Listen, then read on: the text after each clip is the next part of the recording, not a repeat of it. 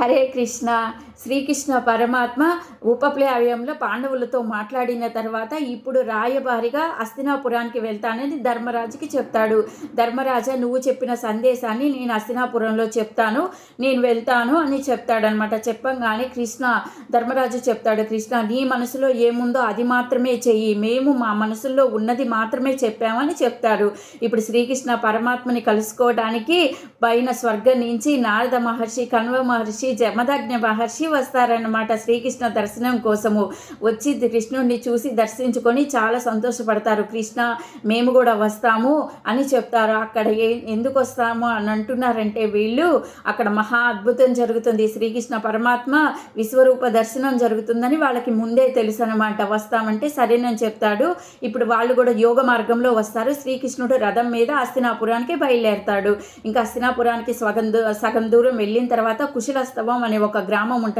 అక్కడ చాలామంది బ్రాహ్మణోత్తములు, బ్రహ్మజ్ఞానం తెలిసిన వాళ్ళందరూ శ్రీకృష్ణుడు వస్తున్నాడని ఎదురుగా వస్తారు. ఆ రథానికి వచ్చి ఆయనకి నమస్కారం పెట్టి స్తుతి పాడతారనమాట.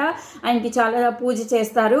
అక్కడ కొంచెం సేపు ఉంటాడనమాట శ్రీకృష్ణుడు. ఈలోగా హస్తినాపురంలో ఉన్న ధృతరాష్ట్రుడికి దూత ద్వారా ఒక సందేశం అందుతుంది. శ్రీకృష్ణుడు వస్తున్నాడు రాయబారిగా అని అందుతుందనమాట. ఇప్పుడు ధృతరాష్ట్రుడు అసలు హస్తినాపురాన్ని మొత్తం గ్రాండ్ సెలబ్రేషన్ చేపిస్తాడనమాట.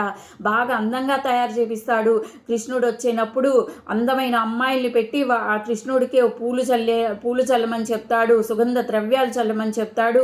అసలు పెద్ద పెద్ద ఏనుగుల్ని, రథాలని, గుర్రాల్ని మొత్తం అసలు హస్తినాపురాన్ని మొత్తం చాలా అందంగా తీర్చిదిద్దుతాడనమాట. తోరణాలు కడతాడు. ఆ తోరణాలకి వజ్ర వైడూర్యాలని కడతాడనమాట. చాలా ఘనంగా స్వాగతం చెప్పడానికి, ఆయన్ని మంచి చేసుకోవడానికి ధృతరాష్ట్రుడు అలా చేస్తాడు. ఇప్పుడు విదురుడిని పిలిచి, విదురా శ్రీకృష్ణుడు రాయబారిగా వస్తున్నాడంట, మేము ఇప్పుడు బాగా డెకరేషన్ చేయండి, ఎక్కడ లేని వజ్ర వైడూర్యాలు అంతా నింపేసేయండి, అంతఃపురం మొత్తము శ్రీకృష్ణుడు ఏదైతే చూసి బాగుంది అంటాడో అది ఇచ్చేసేలాగా ఉండాలి అని చెప్తాడనమాట. ధృతరాష్ట్రుడు చెప్పంగానే విదురుడు నవ్వుకుంటాడు. అన్నీ చేస్తావు కానీ శ్రీకృష్ణుడు ఆ వజ్ర వైడూర్యాలు ఎందుకు అడుగుతాడు? అసలు ఆయన అడిగితే ఇస్తాను అనుకుంటున్నావు?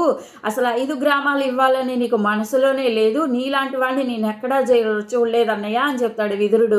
ఇప్పుడు దుర్యోధనుని పిలిచి, దుర్యోధన కృష్ణుడు వస్తున్నాడంట, నీ అంతఃపురాన్ని తీర్చిదిద్దు, అందంగా ఉంచు, అన్ని వజ్ర వైడూర్యాలతో నింపేసేయి అని చెప్తాడనమాట శ్రీకృష్ణుని మంచి చేసుకోవడానికి.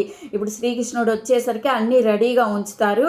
శ్రీకృష్ణ పరమాత్మ ఇంకా హస్తినాపురానికి వస్తాడు. అక్కడ ఏం జరుగుతుందో చూద్దాం, నెక్స్ట్ వీడియోలో చెప్తా. హరే కృష్ణ.